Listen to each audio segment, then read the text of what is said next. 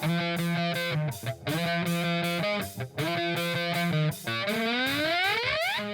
following podcast is scheduled for one fall with no time limit. Super hot fire! The greatest spectacle in podcast entertainment, Mr.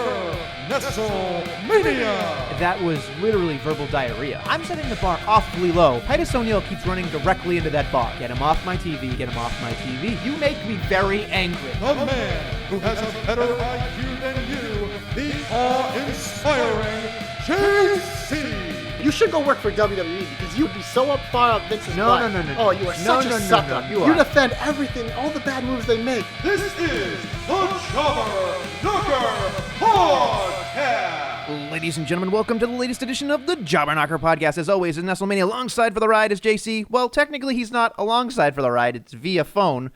Because of the storm, JC is in his palatial state, gracing us with his voice. Yes, I am in my mansion, a.k.a. apartment, but I am ready to go, I guess. After watching this week, I don't know how ready to go I am, though. It's going to be a tough one. I will say this much. There's not a lot to look forward to in the shine, in my opinion. But let's get right into it. I'm going to hit that shine button. You'll always be in my shine. Mwah. Well, Mandy started us off. JC, what did you like this week? Well, she's always in the shine, as we know, and she had an appearance on Smackdown, but I don't think we're going to start there. Honestly, this week, you know what? Fuck it. Sasha and Bayley ripping the locker room. I didn't like a lot this week, but I did enjoy that promo, and it led to something that actually, super surprised me, and that was Lacey Evans coming out when they finally got to her and called her out. And did she turn babyface with that woman's right to Sasha? I guess. I don't really know. It seemed like it was a babyface turn. It seemed like the crowd didn't know what to do. What did you think of it? So the momentum she's had, and obviously with her backstory and everything, a babyface turn made a lot of sense for her down the road. It just kind of threw me off that they're doing it so soon because she's just had so much momentum as a heel. She's been one of the best parts of the show in terms of entertainment when she's involved in things, but obviously with the Saudi Arabia match and obviously now people are really starting to know her background as a Marine and all the good she does in the community that a babyface turn made sense. So I guess they're going with it now, which they need challengers for Bayley. So I think this just puts another one there.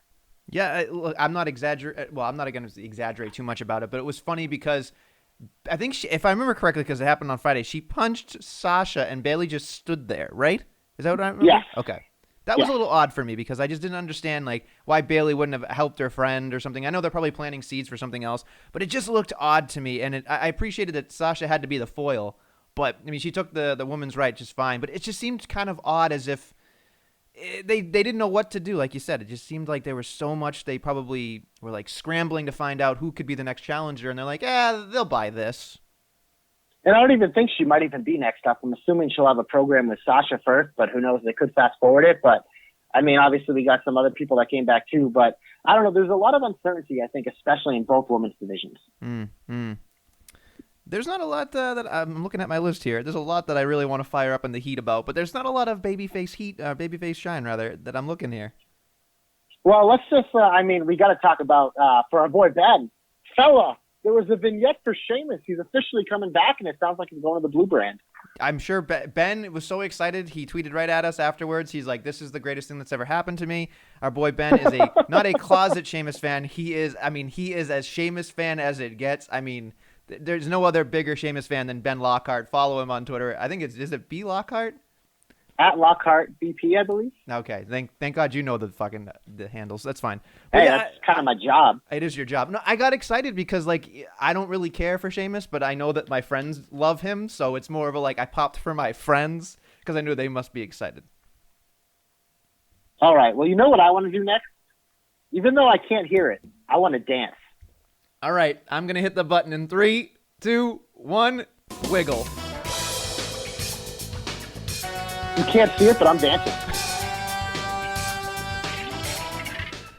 So before we get into the detective part, I just want to tell everybody the reason I'm hitting the buttons is I'm in my apartment. Josh is, who the fuck is Josh? JC's in his apartment. He can't hear the buttons based on everything that we're doing here. This is a DIY setup, so we don't have a lot of money here on the Knocker, but we try to give you everything we can. So buy the shirts. Yes, exactly. Buy the shirts. On this note, here we go. So There's a lot to get through, and I'm trying to fire through this, and this is where Josh is going to lay out for a moment and just take out while I go through this. So anyway, there's multiple segments here for the Firefly Funhouse, and there's so much to get to, but I'm just going to fly right through it. I mean, the first Firefly segment basically was talking about how Bray didn't have any friends. And this is the one that I thought was very interesting to me because I thought it could be a weakness. I thought it could be something that was fun to use against him someday, that, there's a bunch of people that could have a problem against Bray, and maybe that's what overpowers Bray. He is a monster, or the Fiend is the monster, but there's something about why would they say he has no friends, he has no family? It's interesting to me. And then, of course, they cut away to the Fiend holding his new championship, which I'm sure JC will have all sorts of stuff to talk about on that one, but I'm gonna hold off on that. And then we get to, will he get his wish? Will Daniel Bryan play with us? All that stuff that they wanted. And here's the interesting part. I'm going to lump all this together, and I'm sure JC will have some questions as we get to it. But there's a particular portion I'm lumping together with The Miz and Daniel Bryan in a backstage segment. Now, JC, did you happen to look at the shirts in the background of that segment? I did not. Did you notice, maybe you did not, that there were some old Bray Wyatt, like pink flamingo Bray Wyatt cult leader shirts hanging up in the background? Oh. Yes, there were. So there's definitely something there. I did appreciate. Did you like the fact that The Miz was talking about how important Daniel Bryan was, or is that a little bit different because I know you're not a Daniel Bryan fan? I think The Miz went backwards a little bit with how excited I was for him last week. He went back to that, like, what are we doing? But I just, it's another, like, element to this storyline, so I'm not against it yet. Not against it yet, he says, folks. Well, give it time. Yeah. I'm sure you'll be against it. And then finally, I'm sure I'm forgetting things here and there, but there's one thing well, I'm going to say this first. There's a lot to get to, so I'm just going to get to it. So there's a huge segment here that I had to watch not one, not two, not three, but at least 7 times to get at least a little bit of the detective in Nestle. Here we go. There's a segment back there where Daniel Bryan is being interviewed, or at least we think, and cuts away to a promo, which is the Firefly Funhouse again. But this time, everybody's favorite Muscle Man appears, and I'm curious, as JC is probably going to let me, go through all my craziness on this one. Were you excited when that happened, when he started doing the Muscle Man dance? Yeah, because the minute you said Muscle Man dance, guess what I started doing? The Muscle Man dance. Exactly. Come on, it's fun, It is. So they started talking about how the Muscle Man, that the Thanksgiving tradition was wrong, and that, there's a lot of stuff going on between the Muscle Men and the Reptilians. That was what the real first Thanksgiving was about. So I don't know about that one. Yowie wowie! Yeah, that was weird. It was weird. It was definitely odd. And so here's the part. The music starts playing. They start rapping. And here's where I get into detective mode. There's a lot of things going on. First off, the Muscle Men versus the Reptilians, excuse me. They could be snakes, which could be Randy Orton, a lot of people are saying, or it could be an American Dragon, a.k.a. Daniel Bryan, which is obviously the newest target, or the same target, of The Fiend. That being said, there's also, the people are talking about how the reptilian people are aliens. Also, I'm a big fan of finding aliens, but people are also saying it has a connection to the Illuminati. I don't believe that, but people can exaggerate as much as they want. They talk about Daniel Bryan talking about changing. As we talked about more, there is a transition of a goat. As I said last week on this program, I believe that the next thing is going to be the new face is a goat puppet. There's still hope out there that I'm correct, although as we talk about the last segment later, I'm sure I'm probably wrong. Yeah, hit the wrong button on that one. I got to hit the wrong button? This isn't fair. Why do I got to do it to myself? There, I did it. Fine, whatever. This is so weird. I feel like I'm in a hostage situation, and I have control of the board. Anyway. I know, you're in control, but not in control. That's true. I'm never in control. Just ask my wife. Anyway, going back to this. So Bray has 2 shirts. I'm curious if you saw this. Bray had one shirt, and The Fiend had another one that says, "You can't hurt it." Did you see this? Yes. A lot of people were making comparisons to the "You Can't See Me" Cena shirts, and that it could be a feud down the line. Your thoughts? I would fully enjoy that because, Cena's great, and I'd love to see him work with some of these guys. Yeah, I'm sure it's just another reason to peddle more merchandise, but I will say it was very effective and got everybody talking. Then, as you watch the screen, as Daniel Bryan's watching the screen, this is very hard, by the way, for me to track all this stuff down, so bear with me, and you're going to think I'm a idiot in a second, but I tried to track all this stuff down. Daniel Bryan's watching a monitor, and you see this thing back and forth between full screen as well as in the screen. It's hard to decipher what was going on, but it said here at the very first thing, as I go in order, it says, "They are waiting," and big letters, and I'm curious what that would be, and I thought to myself, who are they? It's very, very, very, very vague. It could be that the puppets are waiting, that everybody in the funhouse is waiting for Daniel Bryan to become part of the funhouse, which I would look forward to. Another thing that I saw that was nobody, as much as I looked at all the research that I did, nobody talked about this, and I thought it was only on for, I think, half a second, and I think I might be one of the only people that actually noticed this. There was a red hooded figure on the right-hand side, inside of that monitor, that was on, and it just turned and looked and walked away. Did you see that, JC? Yeah, it was little Abigail Riding Hood. Oh, I see what you did there. Yes, yes. I don't think it's a Red Hood. Maybe it could be the figure we're talking about. He did guarantee a new face, although there was no face with it. Maybe there's something to be said. Maybe that's Daniel Bryan future talking to Daniel Bryan past. It was definitely a lot of things that I was excited about because I was just thinking, oh, God, this is like crazy shit. And then, of course, there's more stuff as he's doing the Muscle Man dance with words behind him. It says, open the doors and see all the sheeple. It's a phrase that a lot of people like to use, sheeple. Do you think that he thinks that all the Fireflies are sheeple, JC?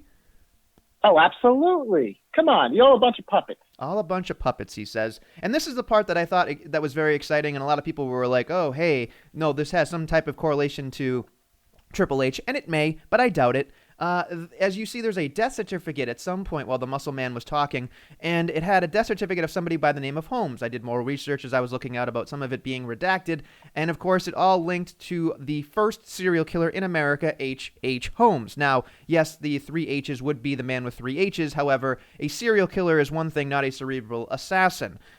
Interestingly enough, I think that it's nice that they're drawing parallels between a serial killer and I know Bray can't physically kill anybody, but it is a interesting correlation, and I don't think it has anything to do with Triple H, although the H.H. Holmes is also a con man and a trickster, which I would believe would be the same characteristics of somebody like The Fiend, which I was very much into, and if you haven't seen anything about H.H. Holmes, look it up. There's also a definite, I love Ghost Adventures, there's a whole thing about H.H. Holmes, and love it, love it, love it. Going on further, there was a message behind Bray that had talked about the fourth part of the earth. A lot of people, this was Revelation 6, verse 7 and 8, and it was talking about, basically, I'm in verbatim, people are saying it's the 4 horsemen of the apocalypse, which it may or may not be, but this is what I took from it as I was Googling or looking in my Google machine, basically saying that Bray is looking to kill the human spirit, that death is inevitable, and that hell will take your soul no matter what. That was something that I thought was very telling, because I thought that there is something that he's going to do. He is going to take Daniel Bryan's soul. He is going to go out there, and he is going to continue to take souls. Although, as much as JC is going to physically roll his eyes, and I'm supposed to hit a button, I'm sure, there's only one person in the WWE that takes souls and digs holes, and I'm sure that there is going to be some type of alignment. Moving on, something that I know. No. Anyway, moving on to something that I don't know, and I'm leaving this up to all my other detectives if you can figure this out, because this is something that I thought was very, very interesting, and I could not find an answer to, was the word Gina, or G-I-N-A, all in different protract letter angle kind of little things there behind the Muscle Man. I thought that it could be a number. I thought that it was 7, 9, 14, 1. I thought that that could be something. It could also mean that Gina, the name Gina, also means queen. Maybe he's waiting for his queen. There's also a lot of things here and there. Maybe I thought there was a Gina Angle, but he already went after Angle. There's nothing with protractors. Maybe I'm looking at it a different way. People have also drawn correlations to Gina is also the nickname of maybe Liv Morgan. I thought that was kind of if you look at her name on Wikipedia, it is not Gina. It's kind of a stretch in my opinion, but it is interesting. So it could be Gina Circle. It could be a place. Who knows? I'm all over the goddamn place. I don't know. And then finally, there are letters that say the truth is an opiate for the masses. And I'm curious what your thoughts are, JC, because this is actually taken from Karl Marx saying that religion is the opiate of the masses and that truth is a drug that people want. Not religion, but the truth is what people want. Your thoughts? It's true. We all want the truth, and the Fiend is giving us the truth. That's why we've all let him in. Or has he given us the truth? Because quite frankly, he's speaking in tongues sometimes. He's speaking like a muscle man. He's doing a fantastic rap, at least Huskis did. And so there's so much out there that I think is more questions than answers. So is he really giving us the truth, or is he just lying to us? That's what I think. What do you think? Sometimes the lie is the truth. I don't think that's true at all, but that's fine. That's fine. There's a lot that I had to go through. There's a lot that I'm missing. But again, the last segment was the most telling, as Daniel Bryan was basically saying that he wanted the Yes Movement back, and of course, the Fiend ended up showing up and making a big deal about everything. But here's something that's a correlation too: is they kept talking about this all night. They made a big deal about Finn Balor changing after he had been interested in fighting the Fiend, and then Seth Rollins escaped the first, but then lost the second against the Fiend, and they're changing to a heelish persona. Do you think, JC, that after Daniel Bryan's run-in the second time around with the Fiend, that he will also change? Maybe he will hurt or heal and change into a more heelish character than ever before. So the weird thing about Bryan is he's the first one, because obviously Finn had been a milky white good guy for a good long time. Seth has been a good guy for a really long time. Daniel Bryan's been a heel, but then all of a sudden with this feud, he's kind of slipped back to being a good guy. So he's kind of the first one that we see, like, will he just go back to that, or is he different? So I'm very fascinated by what they do with this. I think they're starting to do enough with this feud to make it deserve a second match. I wasn't so sure after the last pay-per-view, but I don't know. I'm interested now a little bit just to see how they do treat it, because obviously he's fully embraced the yes again, and the Fiend is loving that. So he's getting what he wants at the same time. That's what's weird about it. It is very weird. However, I will say the last seconds of this segment really put something in my brain, which was they're ripping out Daniel Bryan's hair. And a lot of people thought that there was a different Bray Wyatt underneath that. I'm sorry to tell you guys, there was no different Bray Wyatt. I mean, Bray Wyatt has eyelashes just like everybody else. They thought that people, you think I'm nuts. People were saying this was a different Bray Wyatt than the one that was on the screen, which, again, I doubt it. You look at the tattoos, folks. It's the same guy. But he ripped off Daniel Bryan's hair, it looked like, and maybe Daniel Bryan will go back to his bald head look, which I didn't mind. And maybe I'm going to go the extra mile and say that maybe he's going to make a puppet out of Daniel Bryan's hair. That would be awesome. That wouldn't be too far-fetched for somebody like The Fiend, but I think it would be interesting to see in the Funhouse. But I am interested, and it's got me hooked for next week. What about you? I think for the most part. Are we going to talk about that title now, or are we saving that for later? You go right ahead, and you do whatever you got to do, girl. I don't know. I don't like it. I think it's silly. Is it $6,500 worth? Pretty? Oh, hell no. I wouldn't pay $10 for that thing. It's made by Tom Savini and his group, but I just there's something about that seems like a complete ripoff. Although I have a theory that, interestingly enough, and I think you're going to think I'm an idiot, which is fine. But well, yeah, I know. But here's let me just say this. Maybe, just maybe, they want The Fiend to actually be a heel, because let's face it, The Fiend is not going to lose that championship till probably WrestleMania. So here's my thought process, right? I'm calling my shot now, obviously. In order to have what I assume the match would be Roman Reigns versus Bray Wyatt, The Fiend, at WrestleMania, which I'm sure will be really, really good, they need to have Bray Wyatt get booed. And you know what's going to make me hate Bray Wyatt a little bit? Asking for a $6,500 belt for a replica that has to be made. That's going to make me start hating him and make me go, you know what? I don't really know if I want this guy. They're planting a seed to be hated now so that you have to cheer for Roman later. That's my thought. Your thought on that, or am I an idiot? Well, yeah, you are an idiot, but I think this is the first feud where, yes, he's kind of been more of that heel because people are cheering for Daniel Bryan. But if it's Roman Bray at Mania, he's going to get cheered and Roman's going to get booed. Like, that's the only shot you would have is if it's a Braun feud and they do it right. Like, it has to be done right, because the Roman is just like, there's a stank there that's never going away, no matter what, and that will not work. So you're going to tell me that Braun Strowman, I'm going to hit the button,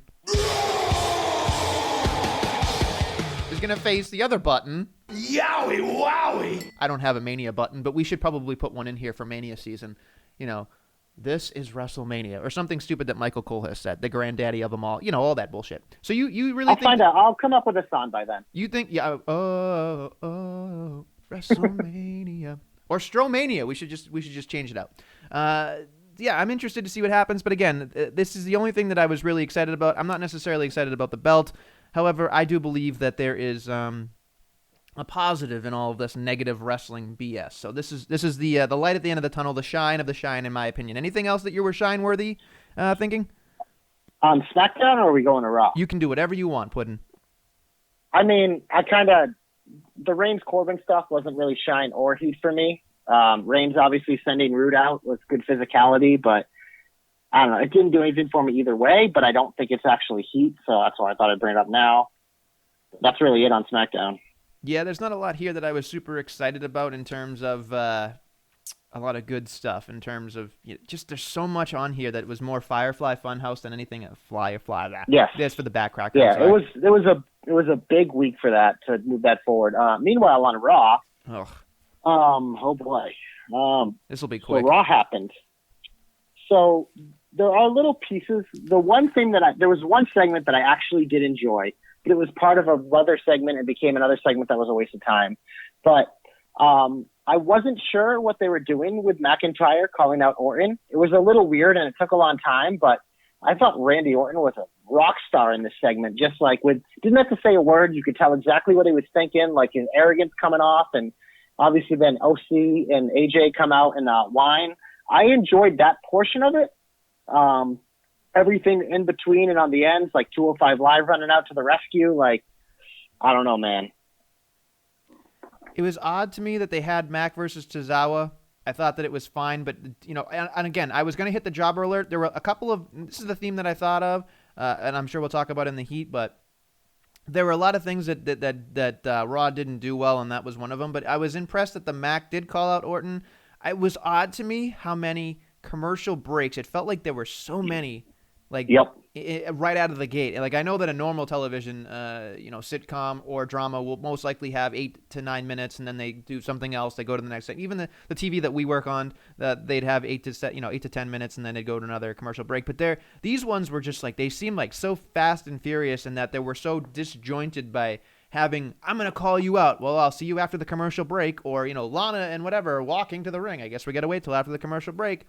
So it was just odd to me that this was happening, but I was excited to see Randy Orton versus the Mac. I thought that they were at least of stature in the same way, and maybe, as he did say, I'm the new, you're the old, and all that stuff I can get behind. Although, you and I, a couple weeks ago, I think we were very excited about a potential Ricochet Randy Orton feud, and this seemed to be dropped all completely. Yeah, it's with Brock gone, there's like no top of the card, and you obviously have Rusev and Lashley doing their thing, which we're not going to talk about now, obviously. But besides that, it seems like everyone's just all around this U.S. title. So now Ray's holding the title that's at top of the card, and so everyone wants it. So I don't mind it. But yeah, it's like Orton's kind of gone this change where he's more of like the baby now, but he's still Randy Orton. So Ricochet's like saving him. I don't know. I have a feeling like they're just getting ready for Rumble season where everyone's just kind of in everyone's business, which I'm okay with. But it is weird because that was a cool little thing. But now it's like literally like Orton is feuding with AJ, Orton is feuding with McIntyre, Orton is feuding with Ricochet. Like everyone wants a piece of Randy. So, I mean, they're not wrong. I mean, obviously everybody wants a piece of Randy, but at the same time, what the fuck, right? Like, it just doesn't make any sense to me. And I'm trying not to get negative. This is the Shine. There's not a lot to talk about. I will say very quickly, as we move on, I thought Samoa Joe fucking was amazing. It was amazing to listen to, and he was the only thing that I thought throughout 3 hours of Raw that I was going, wow, he's really good at his job. You ready for this? Yes. Because you know what I say about Samoa Joe? Yes. I would be fine if he was a full-time commentator and didn't wrestle anymore. Wow. I'd be fine with that. And that's nothing against him or anything, but it's just like I think he's so good at this. He's clearly what they need on that show. I mean, we've seen it featured on Backstage the last couple of weeks, but like he on commentary is like what we needed. Like when I would like hope for CM Punk that to be his role, Samoa Joe was filling it. I just couldn't get over how good he was, and I think it's funny that like I think I saw a bunch of tweets saying I guess nobody cares or misses Dio, but that's okay. But it is interesting to I wish they tried to make Jerry Lawler of old, and it's getting real old for me. Get rid of him. He's not necessary. I think Vic does a fine job. It's just there's so much going on here that every time I hear Joe talk, I'm excited. Every time I hear the other two, I'm like, I could do without. I wish I could watch everything on mute. But I'm gonna hit the heat button unless you have any problem with that. Hit it. There it is. Get him off my TV! Get him off my TV! Get him off my TV! Whew. Okay, so where to start on this puppy? I have to say, there is pretty much the entire episode of Raw, in my opinion, it will go into the heat. I don't know if you want to start on SmackDown to get that out of the way, whatever you prefer. Start right from the top with Apology Boy, and I'm just gonna say this as a blanket statement. Lana fucking sucks. Everything she touched turned to shit. Like, I enjoyed the AOP KO Seth Rollins part of this, but involving Lana made everything heat. Yeah. There, it's odd to me because I know that Kevin Owens is trying to make the best out of whatever he had. It was just odd to me that they're trying to plant the seeds, whether Seth Rollins is with AOP or not. They're trying to do all sorts of stuff here, which I appreciate and I can get behind. But when Lana came out, I have to listen for the podcast, but I was looking at my wife going, I don't. It's insufferable. I just don't want to. And yes, I get that people want her on television for obvious reasons, but there's just that she screwed up 6 times in the thing. And I know that they're probably going to say, oh, that's how she gets heat. That's how she gets heat, whatever. But again, we do this entire thing, KO wants a fight, and then it ends on a schmoz anyway with the AOP, and just a lot of it comes out. And of course, after that, they have a promo after they go to commercial break where Rusev, attacks Lashley in a promo, but then the cops don't do anything, and then they arrest Lana and Lashley, and it just, the whole thing seemed like the cops didn't want to be there, Rusev didn't want to be there. It just felt like everybody was suffering throughout this 40 minutes, it seems like, that started off the show. What are your thoughts? Yeah, that's the problem. Is there was a lot in there, and I don't mind them with intertwining some of the storylines, but it's just Lana is so bad right now. This Lashley Rusev angle just isn't working.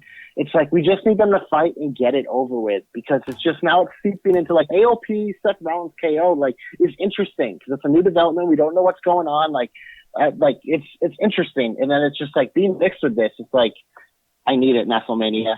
I need you to tell me what Lana should do. You need to tell me that I get to pick a button right now? No. I need you to say it. I need you to tell her to go somewhere off of something else. Dust this just now.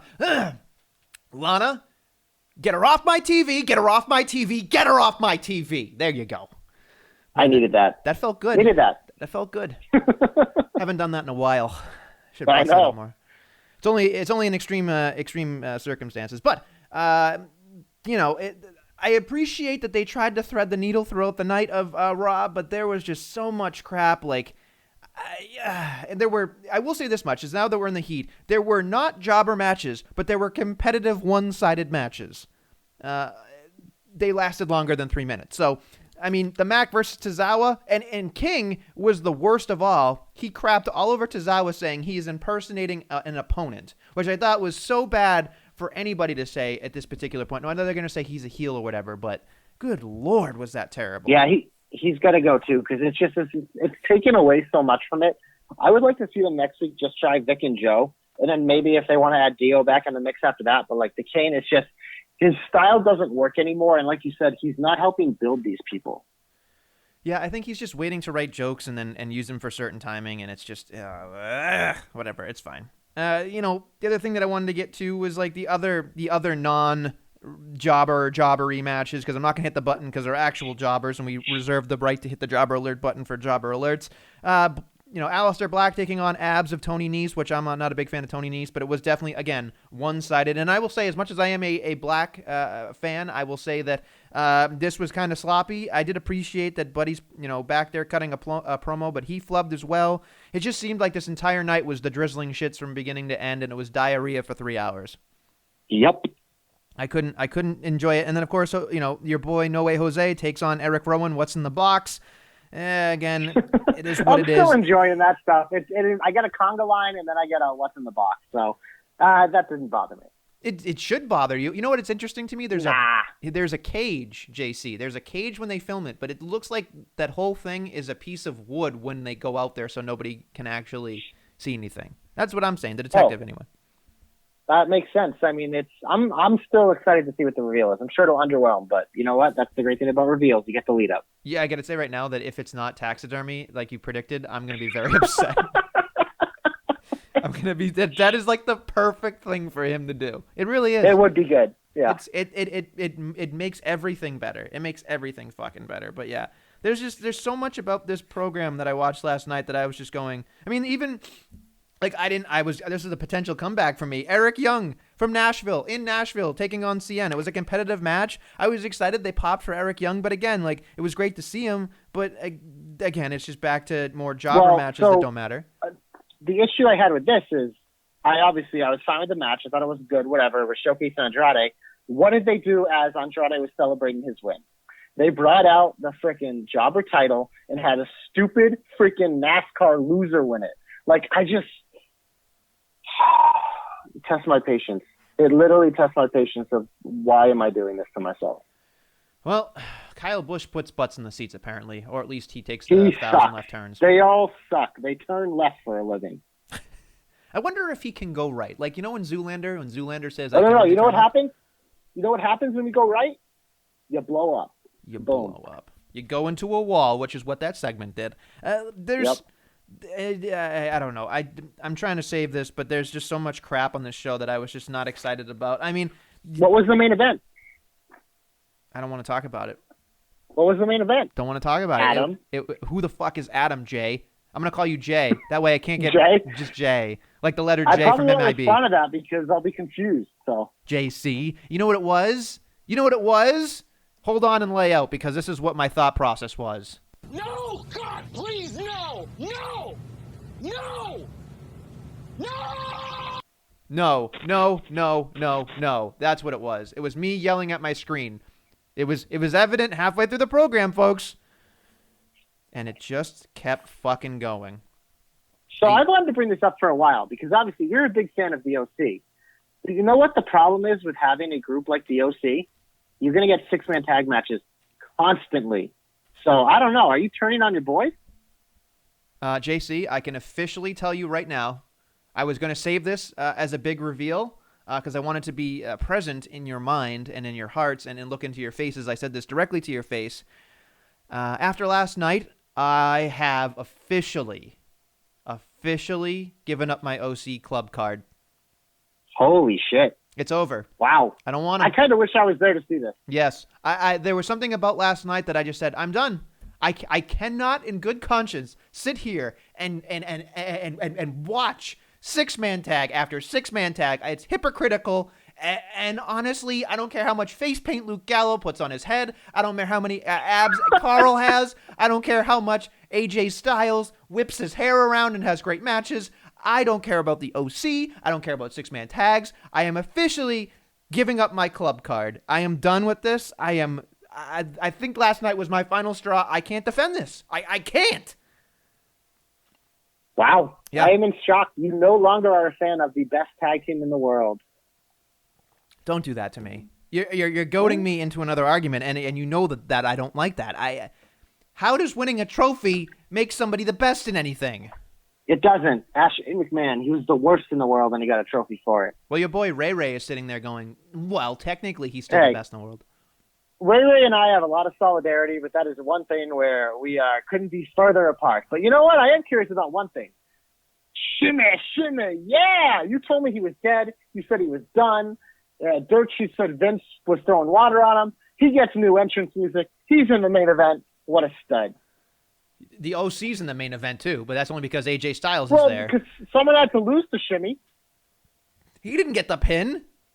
I don't even remember what happened. Yeah, to exactly, tell you the because truth. 6-man tags don't matter. I just know that Orton RKO'd AJ again, which is great. Yes, That means AJ probably won. I think AJ he said did Ricochet. win. He beat did Ricochet the, with a Styles Clash off the second rope.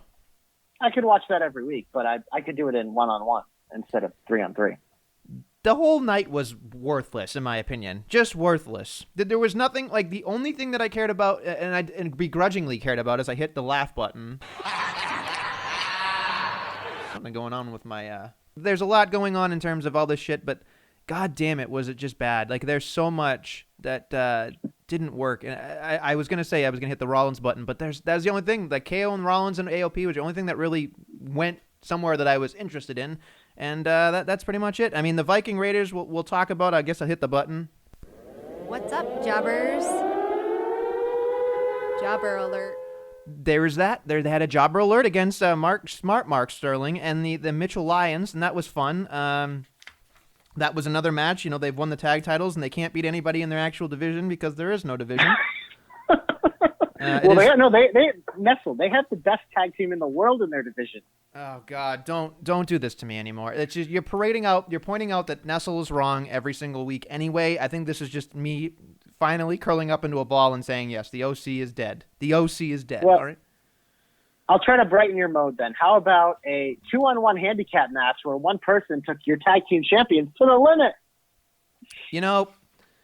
At least they won, because I thought for sure by the end of it, I'm like, they're going to lose this, aren't they? There was something about this entire match, and I know you're going to find some positive in it because I'm sure you can, but I was watching this going, this looks so sloppy. They look like it wasn't good. They weren't looking like they were working together, and when the parts they were working together looked too choreographed, it looked like she couldn't talk to them properly, and it just felt like there was like so much miscommunication rather, so much slop jalop as we would talk about. There's so many missed moves, botched moves. Everything about it just seemed ridiculous, and of course, like all of that. It was 20 minutes, and it was like I was thinking to myself, one person. Now, I granted she's the top of the mountain, and that's fine. But one person can take the tag team champions, by the way, 2 women at the top of their game to the limit, at least 20 minutes, and then lose. Which it bothered me so much because it was just, the whole thing from top to bottom probably was a good idea. And I know they're probably keeping Becky off television and trying to make this whole big reveal being like the women's tag titles are going to be on the line in a TLC match, which is fine. But I just don't care about Charlotte. I don't care about the Kabuki Warriors going after them. I would much prefer Asuka going after Becky and that being a TLC match, and I would prefer that more than anything. It's weird to me because remember they were doing the Charlotte Natty thing, and then they just replaced Natty with Becky, but now they just took away both of them. It's I don't know. It makes no sense right now. It's weak. It's garbage, and it's right in line with the rest of Raw. Yeah, there's a lot of garbage. I think we've hit everything on Raw unless I've missed something that you want to talk about. Yeah, what'd you hate on SmackDown? Well, there wasn't a lot to hate per se on SmackDown. It was just more of it was nothing. I think this was the weakest episode since the split. Because it wasn't, like you said, it wasn't bad, but I wasn't watching it. I wasn't like really super into anything. Like, I mean, it was obviously the New Day was doing a challenge, so a lot of it was about that, and they did knocking Cesaro with that. Sami Zayn, by the way. He's pretty much Kyrie Irving. Because he kind of just said fuck Thanksgiving, and he doesn't like shopping, so he hates everyone and everything. How can you compare Sami Zayn to Kyrie Irving? Because they're both assholes who are so full of themselves. I guess you're right. I don't know. I am right. Again, there was a lot of stuff going on here that I was just like, this seems like terrible. The one thing that I thought was most egregious, and I'm going to hit her button, and I know you're going to be mad that I put her in the heat because she's not supposed to be there. She was always in the shine already. I know, but I got to hit the button. Because, and I'm only saying because they went back to Mandy making fun of Nikki again for the 14th fucking time. And I was just, it's not their fault. And whatever, it's just, it feels like we've already done this before, / are we really at a point where this is what we do, and I will say our boy Ray put in the thread, I don't know if you saw the exclusive with Bliss and Nikki, but there was, she just looked at Kathy Kelly or whoever was interviewing her and goes, "I'm a sex pot," and I just started dying. I was just like, I don't know what they're talking about, I'm a sex pot, and I just went, God damn it, this woman needs to say this shit on television, because that was great. Yeah. Yep. Other than that, let's see. I think, like I said, pretty much everything else we've already talked about. Ali versus Gulak, I'm not going to hit the jobber button because, quite frankly, it is what it is. I think Sonya was kind of a jobber too, but again, I have too much respect for her, so I'm not going to hit the jobber button. We kind of talked about the Roman Reigns ruined stuff, but I wasn't necessarily interested about that either. But it just seemed like a nothing SmackDown, in my opinion, in a lot of ways. So I think that's pretty much... I'm ready to get hopeful. You ready to get hopeful? I'm going to hit that button in 3, 2, 1. Glorious! You're my only hope. All right, JC, hit us with that hope. All right. So, it's been a tough week, and a lot of it's centered around Lana, Rusev, and Lashley. And there's one person of those three that I love, and that we all love, and that's Rusev, because it's always Rusev Day every day. And this, at some point, thankfully will end. And then Rusev will hopefully be on to bigger and much better things. So the Royal Rumble is probably the next time we'll see Brock Lesnar. And he'll need an opponent. So what better man than the Bulgarian brute Rusev to challenge for the Universal title? I would love him to win, but with WrestleMania around the corner, I'd put that in doubtful. But I look back at that Brock Lesnar-Finn Balor match and how much I enjoyed that short feud, how much I enjoyed that match. I think these two could do a similar thing, and I'd be okay with it because I think it would be better for Rusev in the long run. So that's my hope. Very simple. Rusev challenges Brock for the Universal title at the Rumble. #JC knows. #JC tells them true. That's all I got. That was very succinct as usual. Very nicely done. I don't disagree with it, although I feel like another little guy. Like they'll just pluck like Cedric Alexander or something. It'll be weird. Humberto Carrillo? If Shimmy Shimmy Yeah headlines a Royal Rumble again, you know what I would rather see? Here's my hope. I'll put my hope right here, right now. Here's my hope. Piggybacking off of JC's hope. Instead of Rusev, which is probably what it would most likely happen, I'm going to go out on a limb here and say that Shimmy Shimmy Yeah will be nowhere near Brock Lesnar for the foreseeable future, and my pick for the Royal Rumble against Brock Lesnar is pew pew pew Ricochet. Ooh. Because he likes little guys.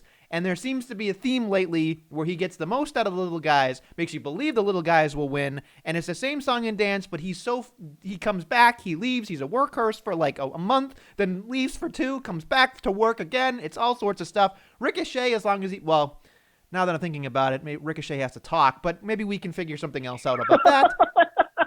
But Ricochet versus Brock Lesnar at the Rumble, I buy it, and I think that that'd be pretty cool. I think that people would get boned up for, oh my God, Ricochet could possibly win. Oh my God, Ricochet could possibly win. And I think that Ricochet has enough stock in him that people would believe him going up against Brock Lesnar, being the underdog, being a superhero. I think Paul Heyman could be the minutia that pulls this whole, you're a superhero. You think you're going to have a superhero like, outing against my beast, and all that stuff. So I think that that's definitely a biblical kind of thing that could happen, and I would love to see that. I think that would be, again, we usually say that the Rumble Championship matches are usually throwaways anyway, and they kind of go a little off their rocker for who they pick for the challenger. So I would say that I could see that. You ready for a stat from JC? Oh, no. A Ricochet stat? Ricochet, the most wins on Raw in 2019. So what better man challenge on the first pay-per-view of 2020. What a statistician the JC is, folks. Can you believe that? Wow. Ricochet just retweets it all the time, so that's the only reason I know. Oh, okay. Well, he probably wants very humble about it. Yeah, exactly. Humble is definitely not in his vocabulary, as I can barely speak right now. If you were him, you wouldn't be humble either. Humble. I'd be humble. All right, whatever. Anyway, I think it is now time to hit that comeback button. Don't call it a comeback. I've been here for years. It's a lot different when you're not across from me and I can see you dancing. It's weird. The glitter, glitz, glamour, Alexa Bliss is back.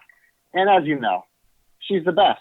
So what better person to get my comeback? She came to the aid of her friend, had to fiend off the great competitors of Mandy and Sonya to even the odds. Oh, Jesus. So it's good to have her back. That's all I got to say. I popped. I thought it was great. She has the great theme song that everybody gets excited for, and she came in like a house of fire. And I wish Sonya and Mandy fed a little bit better for her, but that's fine. It is what it is. But I am curious, do you think that they're going to stay a tag team? Do you think that Bliss will turn on Nikki? What do you think is going to happen there? I think they're going to keep them together for a while. They're a pairing that did way better than I expected. And I wouldn't suspect them splitting up anytime soon.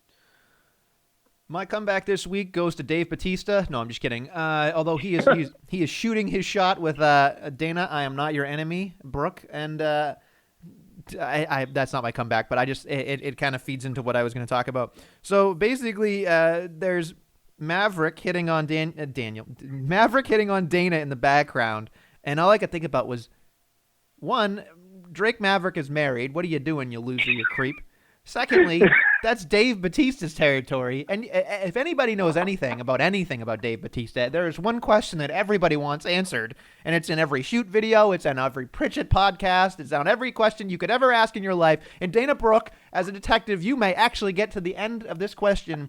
How big is Bautista's dick? And you might figure that out, or you may not tell anybody. However, getting back to what my comeback is this week, my comeback goes to a man that finally broke this crap up, and it is Elias. I don't necessarily know exactly where we're going with this man. He was far enough away where I don't know if he had an injury or whatever, or maybe he just needed to be put on the back burner. But there was something about it where I went, okay, like, this to me was at least some type of variety, and I'm excited that maybe he can start beating up, he's somebody that I wouldn't mind having jobber matches, maybe reestablish him a little bit more. Get him in that, Intercontinental Championship picture, I guess, against, certain people. I'm okay with that. And so there were a lot of people that I could have given my comeback to, although there is, he were there. I think Elias has an interesting road ahead of him, and I will be excited to see what happens. I'm sure you check back next week with me, and I'll probably lie to you and tell you that I don't give a shit about him. So that's my comeback for this week, but I'm excited Elias is back on my television. I'm going. Well, you know why I think your comeback sucks? Why? Because what was Elias doing? He was being a good guy. Elias is a good guy I have zero interest in. He is a heel that cuts promos on the crowd and everyone else. So for me, do not like. Bad comeback. What would you? Who should I have given my comeback to Dave Bautista then? You could have given it to Dana Brooke because she's the one coming out like a star in this. Everyone knows who she is now. It was her birthday, by the way, JC, since you've dropped the birthday ball for the last, 100 episodes. Yeah, it's been a while. Yeah, you haven't dusted that chestnut off. That's fine. It's fine. Whatever. I think it's now time to hit the big finish. Oh, wow! What a maneuver! So, look, there's a lot to talk about here. I mean, we're headed to TLC. I think they said that Roman Reigns and Corbin will be in a tables match. I saw that on the internet, so it's got to be true. Interesting. That's a good way for Corbin to win. I like that. Yes. There is I assume the TLC match will be the Women's Tag Team Championships in the main event. I really hope nobody gets the dreaded chairs match, although that seems more like it's going to be probably going to be Rusev and Lashley, although they said it's also a last man standing match, which I thought was also odd. You know what I want? I want Eric Rowan in a stairs match. The man does it one time, and you think it's his specialty. Tables, ladders, chairs, and stairs. The stupidest match of all time. Was that against Big Show? It was against Big Show, yeah. Ugh. Never forget. People don't forget. That should be a button. Mm-hmm. There's so much that I don't care, and I think they don't care. I think if I'm looking at my calendar as I look over my shoulder, we are less than 12 days away from a TLC pay-per-view that has, I don't know, maybe 5-6 matches. Maybe. Is it really? What date is it? Is it's it the 15th of December, yep. Holy crap. Wow. We haven't, I mean, yep. I don't know. I mean, let me look it up, but I'm pretty sure that it is. Yeah, that means we have one more Raw before TLC. Yeah. That's pathetic. I mean, unless they put Lana on a pole or handcuffs on a pole match, yeah, the December 15th is what it is. So. Wow. Yeah, there's that'll be a nice long break for the Rumble at least. Yeah, I think that's what they do every year, but it's just, I don't know, I feel like it is Christmas time. Maybe people don't care, but ugh. Yeah, not great, Bob. Not great, Bob, indeed. So, look. Well, you know what? Let's talk about Wednesday nights because that is much more interesting than this garbage. For the second straight week, NXT won the ratings battle. I think NXT had the much better show. I don't know about you, but I think this was the worst episode of AEW television yet. Yeah, I can't disagree with you on that. There was a lot that I was hoping to disagree with you on, but they kind of made a big deal about Scorpio Sky, and then he didn't job out. It was a 12-minute match, and then, of course, they were like, he tapped out. Okay, and then Jon Moxley appears, and then that's it. And it was just, okay, like Moxley's his really, big threat, and Scorpio Sky was the way for him to sharpen his claws. It just didn't sit well with me because I'm a Scorpio Sky guy. I am interested in... Well, we all know once you sunk your claws into him, he was screwed. But the main question I have out of all this is Moxley going to be the one to dethrone Jericho? Because I'm about ready for it to happen because I cannot watch this man wrestle anymore. It's bad. I mean, I think that there's only one person that they could feasibly give the belt to, and that'd be Moxley, because I don't see anybody else holding on to that championship, especially... Here's where I'm interested in it, I will say, AEW-wise. I think if Moxley wins, Jericho will get upset, and then he can go back into the Inner Circle bullshit, and then the Inner Circle will probably fight the Elite in some type of crazy-ass, 5-on-5 or 4-on-4 kind of match beyond that they keep teasing, so I'm okay with it.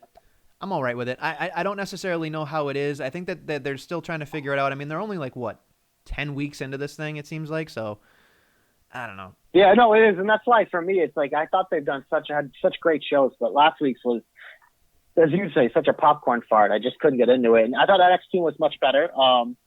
My main takeaway from that show though was I assumed we were just getting Ciampa and Cole, but it appears Balor is in this as well, and we might be having a triple threat on our hands. I think the triple threat is an easy way to get the belt off of Cole, because I do believe that Cole is probably going to end up having to do something different. It seems he's done a great job, and I think he did say that the what was it, the year of the Undisputed Era was 2019. So I can foresee Finn Balor or Ciampa taking that championship away from him because, I don't know. There's something about Finn Balor right now that, as you like to say, triple threat matches are for ways to get, another heel a championship sometimes if there's another heel in the match. So I'd be curious to see what happens. Yeah, very valid. Do you have any other takeaways from those shows, or should I socialize? You can socialize the goddamn pod. All right. This podcast is available on iTunes, Anchor, Google Play, Spotify, Stitcher, and YouTube. So like, subscribe, download. Jesus. 5-star. Don't dominate us. Just download us. 5 stars, 5 flames. You know what to do. We appreciate it. Rate us a review. It's the holiday season. Jobberknocker.com. That's our website. We can find all those links, but also all our great articles. We put out weekly content. NXT UK, AEW, and NWA Power. All available weekly, as well as other content on the reg. Our boy DQ holding it down on the site, making it super hot fire for all of you. Pro wrestling tees. It's also the holiday season. Give people the gift of the knocker. Jobber Knocker, Super Hot Fire, Monday Night Rerun, all available on Pro Wrestling Tees. Twitter at Jobber Knocker, at JC of the JK, at DQ of the JK, at Ray of the JK, at WD2411, at Joe Pollock 47, at TJ of the JK, at The Real Deal B Cox, at Only Aaron Turner, Facebook Jobber Knocker, Instagram Jobber Knocker. We are everywhere you want to be on social media. You bastard. What'd I do? I didn't forget anyone, did I? Yeah, you did. Again. Oh, I did? Who? At Nestlemania. That isn't a real account. I can't see it. If you were friends with me, you can see it. I'm pretty sure that account might have been deleted. Wait, did you unfollow me? That's why you son of a bitch. No, you I did unfollowed not. me. No, I didn't. I did not unfollow you. It just, you got deleted. No, you muted me, didn't you? You muted me. I mean, if people haven't done that, I would recommend muting that troll account because, no one wants that. I'm glad that you're not here right now because I probably throw my water in your face if you muted me. If I find out I'm telling you right now, JC, if I find out you muted me, I'm not going to be happy. You might be doing... I have to deal with all your bad takes on the main account, so I can't go double trouble here. You might be doing the Knocker Awards with somebody else if you keep this up. I got to get on that shit. I have not organized anything of that yet. Yeah. Hey guys, for all you out there, if you have any ideas for new categories or things that you think should be nominated for past categories, feel free to tweet at us. I'll certainly take the crowdsourcing. All right, so there you go. JC looking for help. On that note, we thank you for listening to the Jobber Knocker, and we will be back next week with more Jobber Knockery. Mandy.